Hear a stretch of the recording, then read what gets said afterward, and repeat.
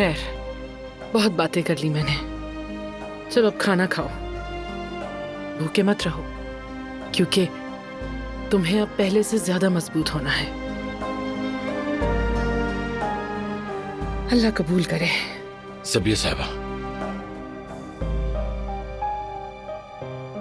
बहुत शुक्रिया आपका।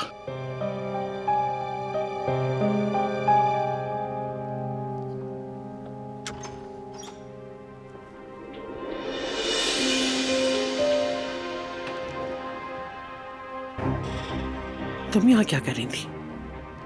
मैं खाना लाई थी बच्चों के लिए। अच्छा किया तुमने। मैं भी जेहान के लिए खाना ले गई थी। तो क्या बात कर पाई आप उससे? मुझसे एक लफ्ज नहीं निकला। मेरी तरफ देखना भी गवारा नहीं किया। ये दोनों कैसे? फरात और गुल ठीक नहीं लगे, बहुत मुश्किल में है इस वक्त।